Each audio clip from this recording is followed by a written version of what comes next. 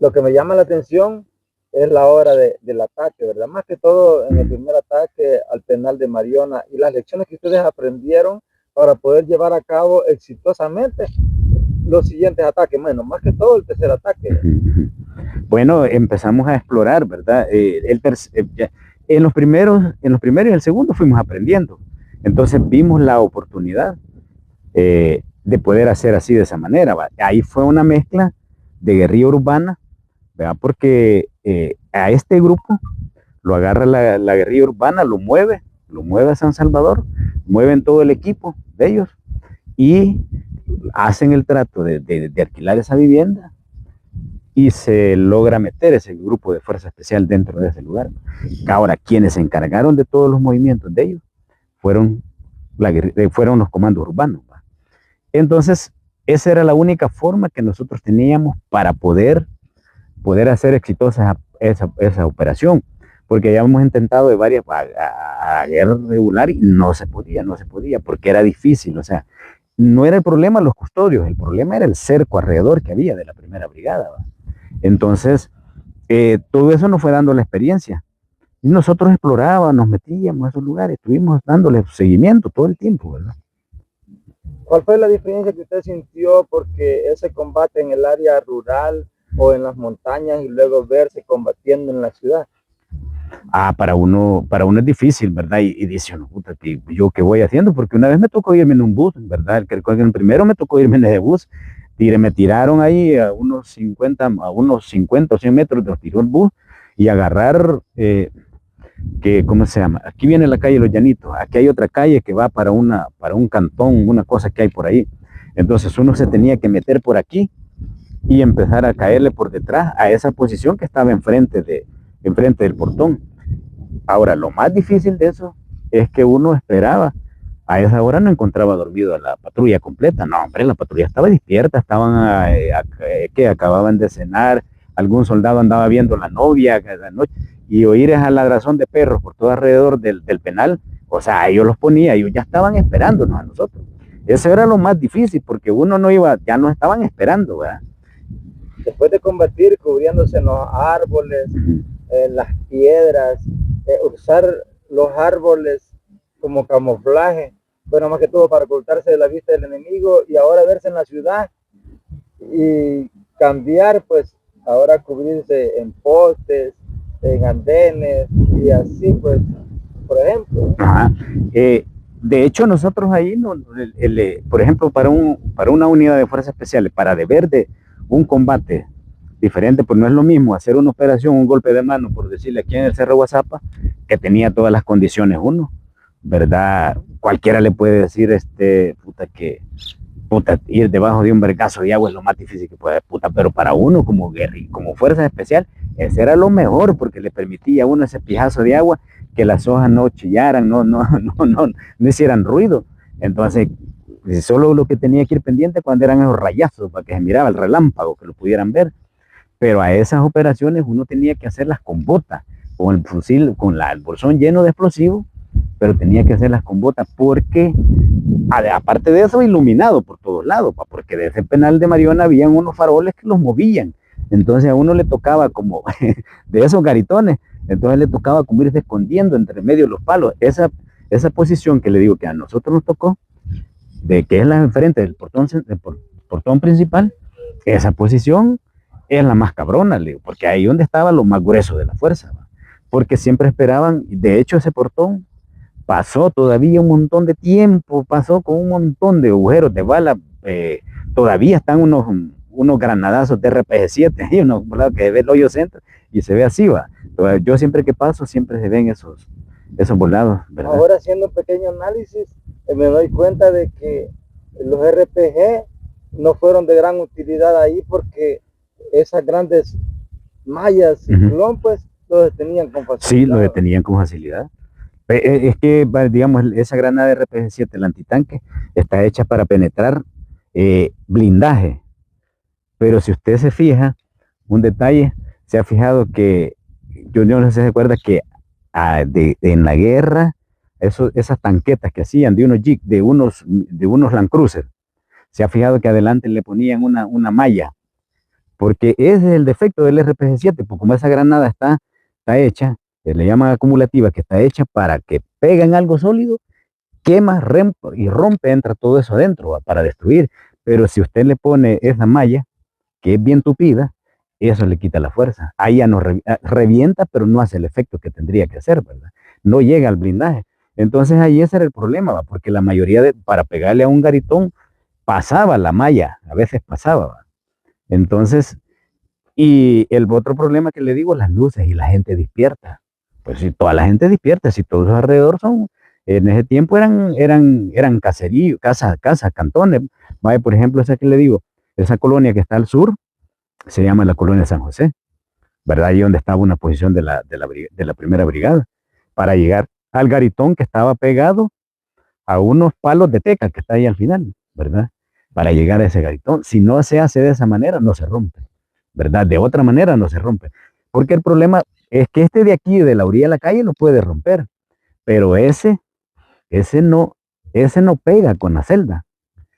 Aparte, allá adentro, cuando nosotros entrábamos, ya adentro se amotinaban, si adentro los presos ya habían rompido las celdas y todo, ya tenían roto todo. O sea, ese volado adentro creaba un motín y también los que estaban de la guerrilla adentro ya sabían, pues, ya sabían. Si había una carga que la habían metido adentro del penal, ya la tenían adentro los 30 presos políticos que habían de nuestros ahí. Entonces, esa carga ya la tenían adentro, 30 y pico, creo que 33, una cosa así. Entonces ya los tenían. Algunos, ¿verdad? ¿Cómo se llama? Algunos, yo creo que hasta pistola tenían adentro, pues. Entonces rompían las celdas y los babos estaban fuera. Y cada vez que nosotros fallábamos, que no lográbamos, los chicos quedaban gritando, en gran gritazón adentro, vamos. Y le gritaban, compañeros, compañeros, ya van a poner la caja. Entonces, entonces, pero el primero, el segundo, nos sirvió para analizar la situación mejor, ¿va? Y la mejor situación fue esa, una mezcla entre la guerrilla urbana y las fuerzas especiales y las unidades de combate de infantería, ¿va? Entonces, ahí se fue haciendo todo eso hasta llegar a eso. Y luego les digo que venimos a terminar aquí, que de todos esos solo dos se quedaron con la guerrilla. De ahí, de eso era por gusto, pues, ¿verdad? Y lo que pasa es que le digo, por ejemplo, en la FAL eran muy cuidadosos, no tan fácil lo agarraban, no le decían a uno, va, perdón, quédate con nosotros. Si habían muchos soldados que cuando uno los hacía prisionero, por ejemplo, el torombolo, que dicen que le decían de otra forma, pero nosotros lo conocimos por torombolo, y él dijo que torombolo le decían. El torombolo fue hecho prisionero, si no me equivoco, en el segundo, que le digo que yo no participé. Y el torombolo se quería quedar con nosotros, él quería. Pero no se podía, nosotros no, al menos nosotros no aceptábamos, ¿va? O tenía que haber un gran convencimiento, ¿verdad? O sea, de alguien para poderle confiar. Bueno, pero tanto nosotros entregamos al Torombolo, que fue hecho prisionero. Yo lo conocí al Torombolo cuando yo vine de recuperación ya de esta bala que traía aquí. Ahí conocí al Torombolo, ahí estaba con nosotros en el campamento, suelto, sin amarrar. Cuando el Torombolo se libera, que se libera ahí por la Loma Chata, ahí por el puente ese, ahí llega la Cruz Roja a traerlo. Hay un video que sale ahí en las redes sociales. Eh, Se libera. Nosotros teníamos un amigo, un soldado amigo, y él nos preguntó, un soldado que un día andaba de licencia, y nos dice, hey, va que ustedes tienen al Torombolo. Era amigo de nosotros, pero yo no le puedo llamar infiltrado, porque un soldado no sabía nada, ¿verdad? Ese soldado no sabía nada. Entonces el soldado lo único que sabía que venía para WhatsApp, pero que trajera un objetivo, así que dijera, puta, hemos descubierto un campamento en tal lugar y le vamos a caer. No, eso no. O sea, no se dio. Entonces nosotros éramos amigos de soldados y les decíamos nosotros, si ustedes no nos ponen el dedo ni se meten a hacer trabajo, con nosotros no hay problema, vos puedes andar tranquilo ahí por todo eso.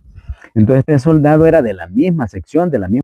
De eso que nos trajimos esas dos vacas que estaban amarradas cuando veníamos con esos 180 presos, el problema fue de que llegamos a Nance Verde y nos reparten un ñango a cada quien, destazan las vacas y nos dan un ñango a cada quien para que viéramos cómo lo asábamos. De repente la unidad que estaba en la retaguardia, ¿verdad? Que estaba cubriendo todo un montón de presos, nos llaman y dicen, miren, aquí está el dueño de las vacas. Entonces, y quiere saber que si le regresamos las vacas. Nos había seguido el dueño de las vaquitas, que era un campesino, nos había seguido por todas las huellas. y hasta había llegado a donde estábamos comiéndonos las vacas nosotros. Lo que les quiero contar de esto es que le dice, no hombre, dígale que se vaya, que después nos vamos a arreglar. Lógicamente el señor molesto, pues, le habíamos robado las vacas, pues prácticamente las habíamos hueveado. Entonces, este señor, molesto se ha regresado. Entonces luego decide el puesto de mando de nosotros de aquí de Guazapa y dicen, miren, íbamos nosotros a una misión al volcán de San Salvador y siempre pasábamos por ahí. En esa misión iba yo. Y dicen, miren, vengan, bueno, nos llaman al puesto de mando, siempre nos llamaban, miren, llevan esta misión, tienen que hacer esto y esto. Le daban las órdenes a uno y a uno en el terreno uno mandaba. Entonces dicen, miren, entre esa misión llevábamos al paso pagarle las 2 vaquitas que le habíamos hueveado al señor, le habíamos robado, para poderles dar de comer a ese vergo de preso. Entonces, pasamos, llegamos, cruzamos. Ese señor vivía después de ese Seibón, los camaradas de la primera brigada, creo que el 21 es de ese Seibón. Al otro lado vivía ese señor. Creo que hoy hay como un una cosa de piscinas, una cosa creo que sí, un centro de diversión, una cosa ahí en ese lugar. Y entonces pasamos y le tocamos la puerta al señor, y digo el señor, ¿quién? Le dijimos, somos del FMLN y veníamos a resolver somos del FMLN. ¿Qué quieren? Molesto el señor, por supuesto, molesto. Y no, hombre, mire, venimos aquí a arreglar el problema de las vaquitas, ¿verdad? Veníamos a arreglar el problema de las vaquitas que nos llevamos la vez pasada. Bueno, espérenme, dijo, ya voy. El señor todo así, chiviado, molesto, pues. Y le dijimos nosotros, mire, disculpen, nos cometimos un error, teníamos una necesidad de hambre, llevábamos a ese vergo preso, no hallábamos que darles de comer y lo único que encontramos en el camino fueron sus vacas. Bueno, pero y el señor molesto todavía, no decía así.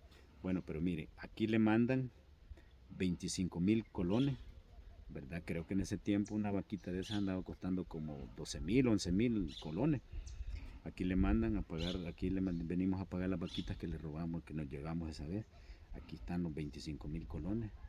El señor contento, dijo, muchachos, yo no creí que ustedes fueran tan correctos, ¿verdad? Entonces, luego se volvió una base de nosotros, que donde quiera que nosotros estábamos, decía, mire, vamos a estar en tal lugar, y dijeron, colaboro con ustedes en lo que ustedes me pidan. Entonces, así nos ganamos esa base de ese camarada. Entiendo que después fue concejal del FMLN, ahí en el pueblo de Guazapa, ¿verdad? Fue concejal ya en FMLN, el partido político, fue concejal. Fue una base de nosotros que la mantuvimos por un montón de tiempo. Pero les cuento pues cómo uno se hacía de las bases en ese momento. Y les digo, haber hecho ese gesto de pagarle esos animalitos al señor, al dueño de los animalitos, eso nos hizo tener una base más en ese lugar, que para nosotros era muy importante, ¿verdad? Ahí estamos, camaradas, se me había olvidado contarles ese pedacito que me faltaba, pues nos quedamos así.